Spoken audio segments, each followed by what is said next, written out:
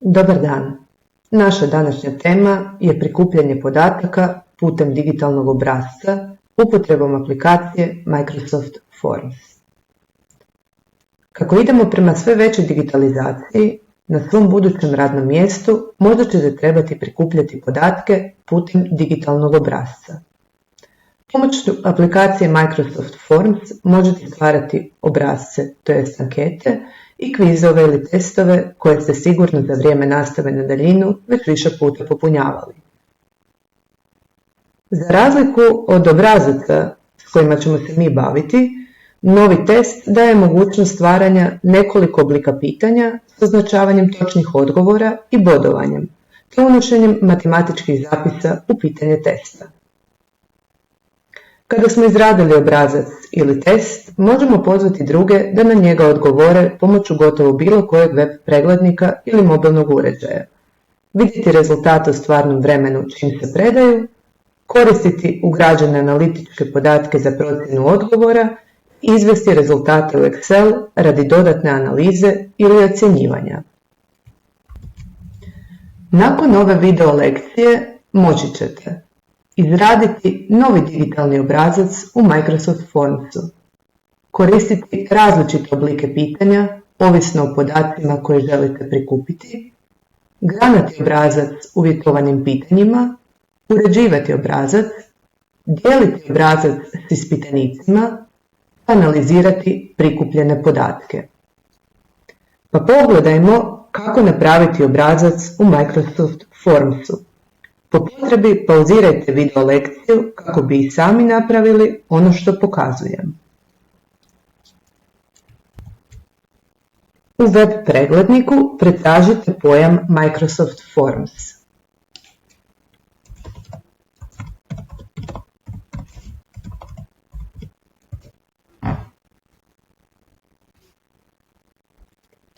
Slijedite poveznicu te se prijaviti svojim elektroničkim identitetom.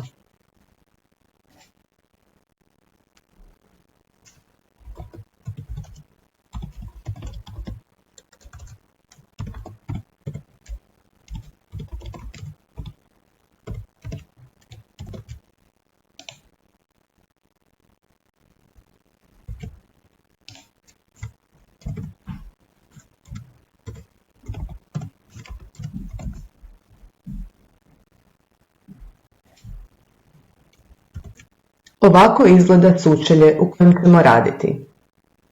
Stvaranje obrasca započinjete klikom na ikonu Novi obrazac.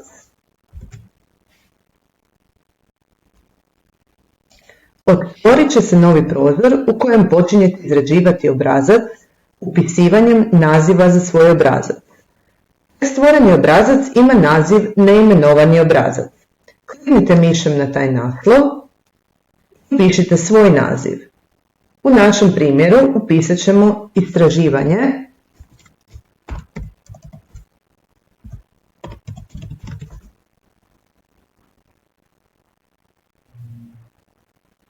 upotrebe društvenih mreža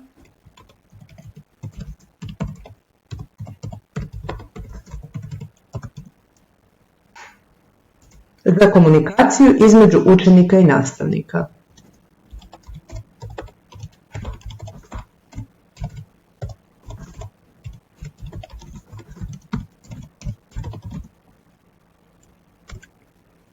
Uz naziv obrascu po želji možete dodati opis i naslovnu sliku.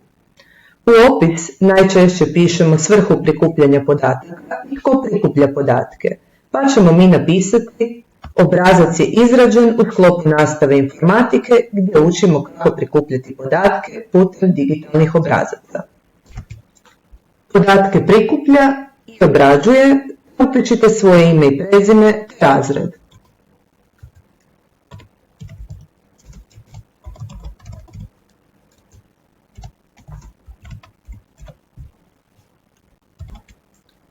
Sliku dodajte tako da kliknete na ikonu Umetni sliku koja se nalazi desno od naziva obrasca.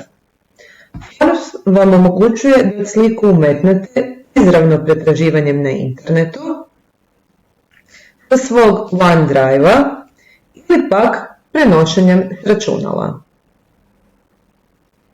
Želite li umetnuti sliku s interneta?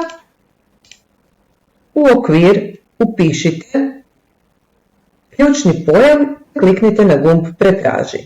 Među ponuđenim rezultatima potražite sliku, označite je i kliknite na gumb Dodaj.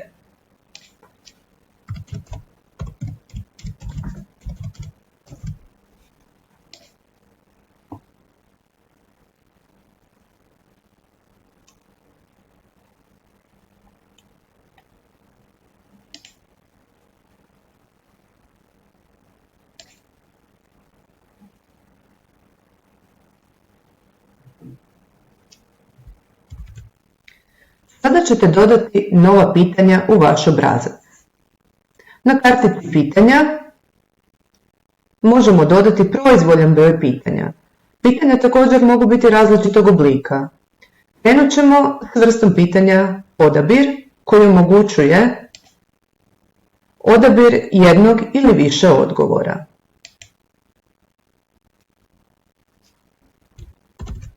Upisat ćemo pitanje jeste li ikada komunicirali s vašim nastavnicima putem društvenih mreža. Kao odgovore ponudit ćemo mogućnosti da, ne, dodat ćemo još jednu mogućnost ne sjećam se. Možemo birati dodaj mogućnost ostalo. U tom slučaju korisnik će moći označiti ostalo i sam upisati željeni odgovor. Ovisno o samom pitanju možemo odabrati da ispitanik može odabrati više odgovora, znači ovako bi označili, ili da je odgovor obavezan, što znači da ispitanik ne može predati obrazac dok nije odgovorio na to pitanje. Za iduće pitanje odabrat ćemo tekst. Tekst nam omogućuje upisivanje kraćeg i duljeg odgovora u obliku teksta. Upisat ćemo pitanje koje je tvoje mišljenje o komunikaciji između učenika i nastavnika putem društvenih mreža. Osim upisivanja teksta, u pitanje možete dodati slike na isti način kao što ste to napravili kod naslova obrasca ili video zapise, tako da zalijepite poveznicu na video koji ste pronašli na internetu ili ga izradili i javno podijelili putem nekog svog osobnog oblaka ili servisa za dijeljenje video sadržaja poput YouTube-a. Ja sam pronašla video, čiji ću link sada kopirati. Pa ću ići ovdje na umetanje medijskih sadržaja, birat ću video zapis i ovdje ću zalijepiti URL i kliknuti dodaj. Te sam u pitanje dodala video zapis. Iduće pitanje koje ćemo dodati je ocjena, koja nam omogućuje davanje povratne informacije o zadovoljstvu ispitanika.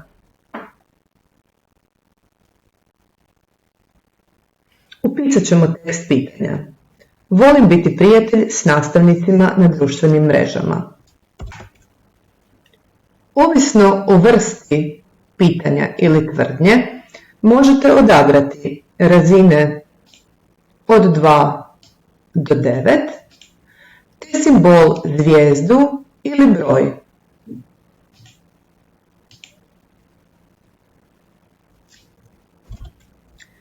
Sada ćemo dodati pitanje rangiranje, koje nam omogućuje rangiranje ponuđenih odgovora. Za pitanje ćemo upisati glede društvene mreže, tako da na vrh staviš onu putem koje učenici i nastavnici najčešće komuniciraju, a na dno onu putem koje najmanje komuniciraju. Sada ćemo upisati mogućnosti. Instagram, Snapchat, Facebook,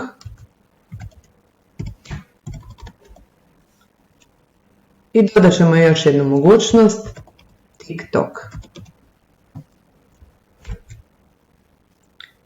Na raspolaganju imamo još pitanja tipa datum,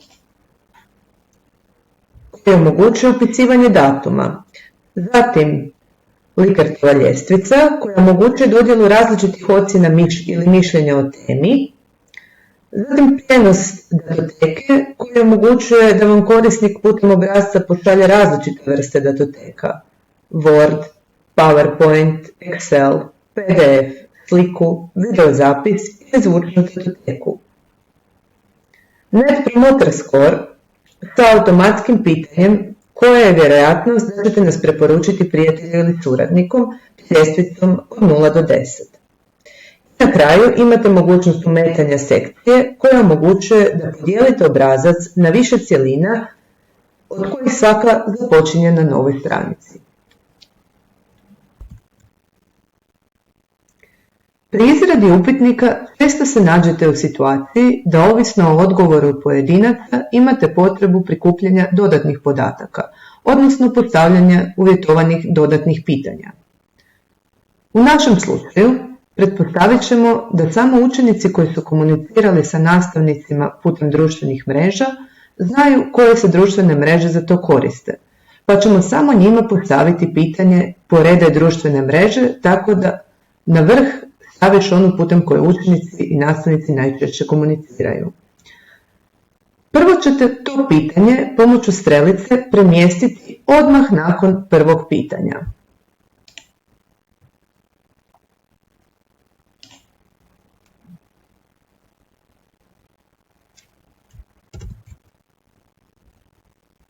Za grananje obrasca, ovisno o odgovoru, odaberite prvo pitanje.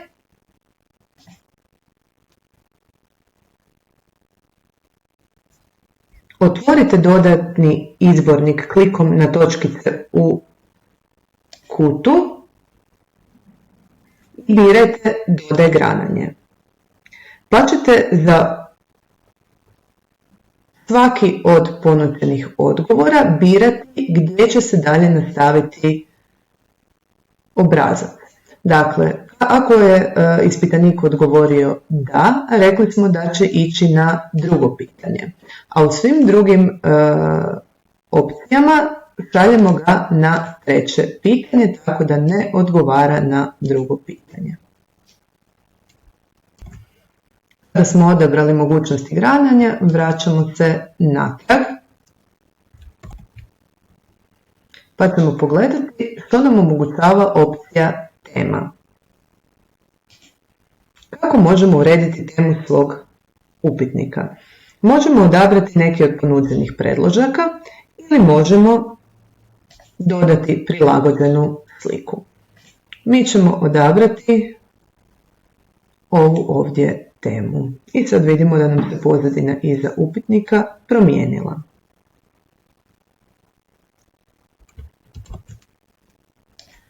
U postavkama obrasca određujete tko će i kada moći odgovarati na vaš upitnik. Postavka samo interne osobe mogu odgovarati, znači da samo korisnici s domenom e-škole.hr mogu pristupiti rješavanju tog testa ili obrasca. Želite li imati anonimni upitnik, poništite opciju zabilježi ime.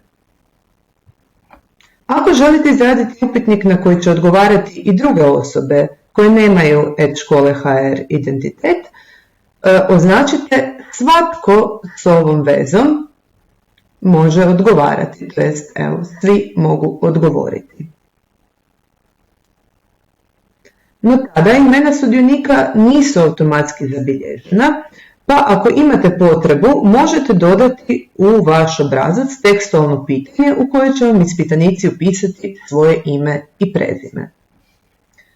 Pod mogućnostima odgovora mora biti označeno prihvati odgovore da bi prikupljali odgovore. A sa opcijama datum početka i završetka možete odrediti koliko dugo će vaš obrazac biti dostupan. Također možete prilagoditi poruku zahvale i birati vrste potvrde o odgovoru. Da bi podijelili izrađeni obrazac, kliknite na zajedničko korištenje. Odaberite kako želite podijeliti svoj upitnik. Upitnik možete podijeliti putem poveznice, i to skraćeni URL je bolje birati, tako da kopirate poveznicu i zalijepite svojim ispitanicima. Zatim možete dijeliti ugradnjem QR koda gdje vam se generira QR kod koji možete preuzeti. A zatim, na primjer, zalijepiti taj QR kod na prezentaciju ili ga isprintati pa staviti na neko vidljivo mjesto da ga ispitanici mogu učitati, na primjer, svojim mobitelom. Možete ugraditi upitnik na vašu internetsku stranicu ili ga možete poslati elektroničkom poštom. Ovdje također možete dodati osobu s kojim zajednički želite koristiti ovaj predložak ili eventualno surađivati konkretno na obrascu koji stvarate, to jest zajedno ga izrađivati.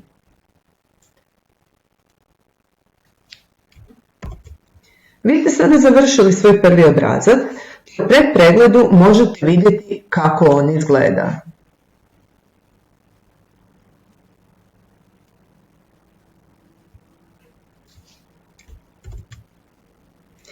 Kada netko klikne na vašu poveznicu, otvorit će mu se upitnik koji on onda popunjava, a vi zatim možete vidjeti i analizirati odgovore.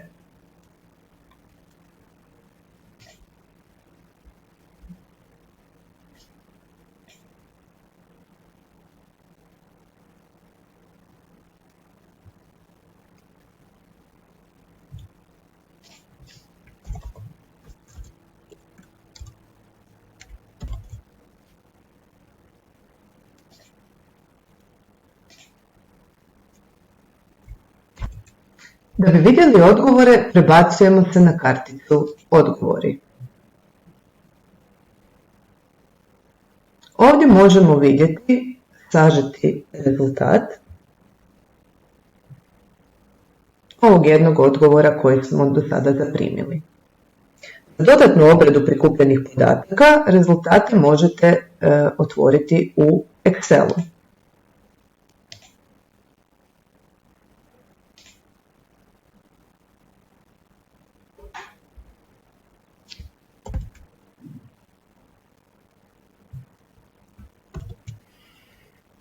Ovdje još imamo mogućnost izbrisati sve odgovore ako želimo početi sa prikupljanjem odgovora od početka. Ispis sažetka koji nam omogućuje da fizički isprintamo rezultate ili ih pohranimo u PDF-u. Opcija stvori vezu na sažetak pomoću koje možete podijeliti link s onima koji žele analizirati rezultate prikupljene vašim obrascem. Sada je vrijeme da krenete u izradu svog obrasca. Ovo je vaš zadatak. Svaki učenik bira različitu temu za svoj obrazac s kojim će prikupljati informacije o navikama korištenja usluga interneta ili o nekoj temi vezanoj za zdravlje, vježba, prehrana, briga za mentalno zdravlje itd. Kada se odlučite za temu, upišite ju u odgovoru na ovaj post tako da drugi učenik ne bi birao istu temu. Izradite novi obrazac u Microsoft Formsu, dodajte mu naziv i opis. Dodajte svojem obrascu 4 do 6 pitanja tako da koristite različite vrste pitanja. Barem tipove odabir, tekst, ocjena i rangiranje. Te jedno grananje. Barem jednom pitanju dodajte sliku ili video zapis. Uredite temu svog obrasca upotrebom neke od ponuđenih tema. Gotov obrazac podijelite s prijateljima iz razreda, tako da u odgovoru na ovaj post zalijepite poveznicu kako bi prikupili odgovore na postavljena pitanja. Vaš upitnik treba biti anoniman i treba dati mogućnost odgovora svakom koji ima vezu. Zatim odgovorite na obrasce ostalih učenika. Nakon što ste u svom obrascu prikupili barem 10 odgovora, pregledajte ih i analizirajte. Što možete zaključiti iz prikupljenih podataka? Jeste li dobili odgovore koje ste očekivali ili ste došli do nekih novih zaključaka? Na kraju stvorite vezu na sažetak odgovora i zalijepite ju u odgovoru na ovaj post.